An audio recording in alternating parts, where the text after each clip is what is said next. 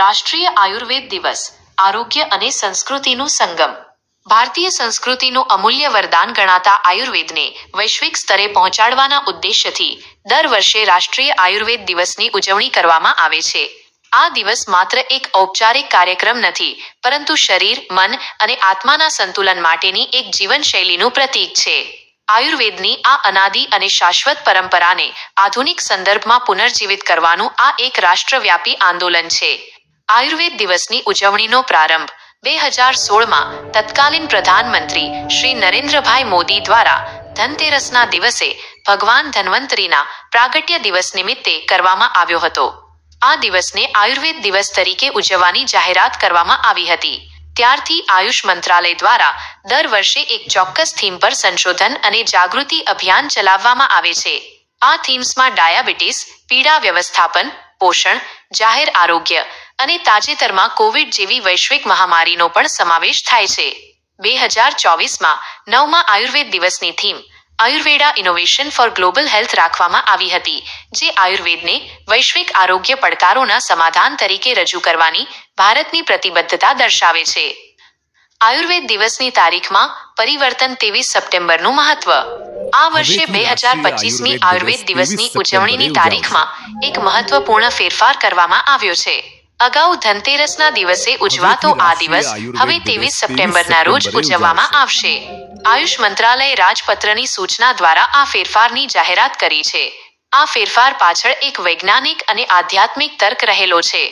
23 સપ્ટેમ્બરના દિવસે સૂર્ય પૃથ્વીના વિષુવવૃત્ત ઇક્વેટર પર બરાબર ઉપર હોય છે, જેના કારણે ઉત્તર અને દક્ષિણ ગોળાર્ધમાં સૂર્યપ્રકાશ સમાન રીતે વહેંચાય છે. આ દિવસને ઇક્વિલક્સ કહેવામાં આવે છે, જ્યાં દિવસ અને રાત બંને 12 થી 12 કલાકના હોય છે. ઉત્તરીય ગોળાર્ધમાં આ દિવસ શરદ ઋતુની શરૂઆત સૂચવે છે, જ્યારે દક્ષિણ ગોળાર્ધમાં વસંત ઋતુનો પ્રારંભ થાય છે.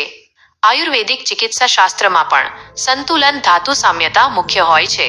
સુશ્રુત સંહિતામાં કહેવાયું છે કે સમદોષઃ સમાગ્નિશ્ચ સમધાતુમલક્રિયઃ પ્રસન્નાત્મેન્દ્રિયમ નાહ સ્વસ્થ ઇત્યભિધીયતે. અર્થાત જ્યારે દોષ, અગ્નિ, ધાતુ અને મળની ક્રિયાઓ સંતુલિત હોય અને મન, ઇન્દ્રિયો તથા આત્મા પ્રસન્ન હોય, ત્યારે વ્યક્તિને સ્વસ્થ કહેવાય છે. આયુર્વેદના આ સંતુલનના સિદ્ધાંતને પ્રકૃતિના સંતુલન, 23 સપ્ટેમ્બરના દિવસ અને રાતની સમાનતા સાથે પ્રતીકાત્મક રીતે જોડવામાં આવ્યો છે. આ નિર્ણય આયુર્વેદને ધાર્મિક માન્યતાઓથી પર રાખીને એક વૈજ્ઞાનિક, પુરાવા આધારિત અને સર્વગ્રાહી દવા પ્રણાલી તરીકે પ્રમોટ કરવાની સરકારની દૂરંદેશી દર્શાવે છે. 9મા આયુર્વેદ દિવસની વિશેષતાઓ અને ભવિષ્યની રૂપરેખા. 9મો રાષ્ટ્રીય આયુર્વેદ દિવસ 2024 ભારતની આરોગ્ય સંભાળ યાત્રામાં એક સીમાચિહ્નરૂપ સાબિત થયો. આ દિવસે પ્રધાનમંત્રી શ્રી નરેન્દ્ર મોદીએ અનેક મહત્વપૂર્ણ યોજનાઓ અને માળખાગત સુવિધાઓ રાષ્ટ્રને સમર્પિત કરી. ઇન્સ્ટિટ્યૂટ ઓફ આયુર્વેદ AIIA ના બીજા તબક્કાનું ઉદ્ઘાટન.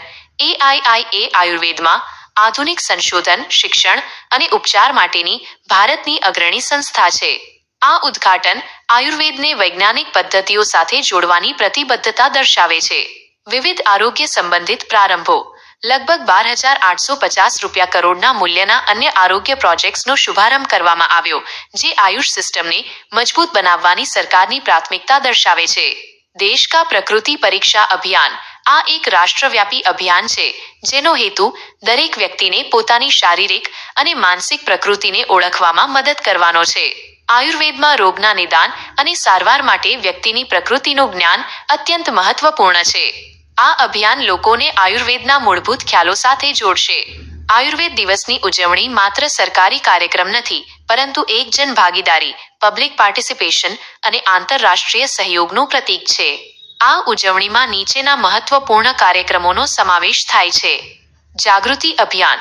જાહેર સ્થળો, સોશિયલ મીડિયા અને શૈક્ષણિક સંસ્થાઓ દ્વારા આયુર્વેદના સિદ્ધાંતો, ફાયદાઓ અને આધુનિક સંશોધનો વિશે માહિતીનો પ્રસાર કરવામાં આવે છે.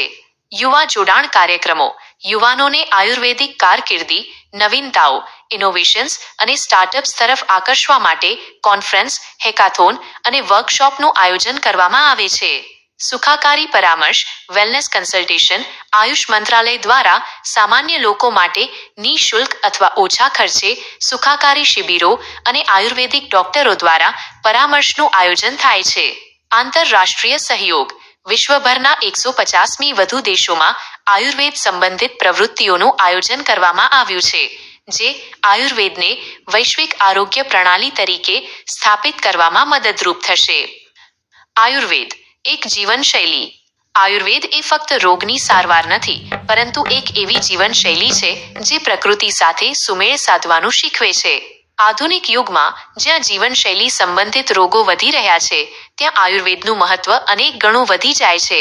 તે હેલ્થકેરમાંથી વેલનેસ કેર તરફના પરિવર્તનનું પ્રતિનિધિત્વ કરે છે.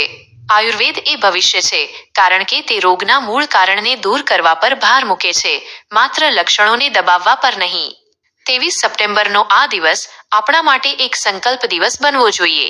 આપણે માત્ર આપણા માટે જ નહીં, પરંતુ આપણી ધરતી માતા માટે પણ આયુર્વેદના સિદ્ધાંતોનું પાલન કરીએ. શરીર, મન અને આત્માના સંતુલન સાથે પ્રકૃતિ સાથે સુમેળભર્યું જીવન જીવવાનો સંકલ્પ લઈએ. આયુર્વેદ એ આપણો ભૂતકાળ, વર્તમાન અને ભવિષ્ય છે.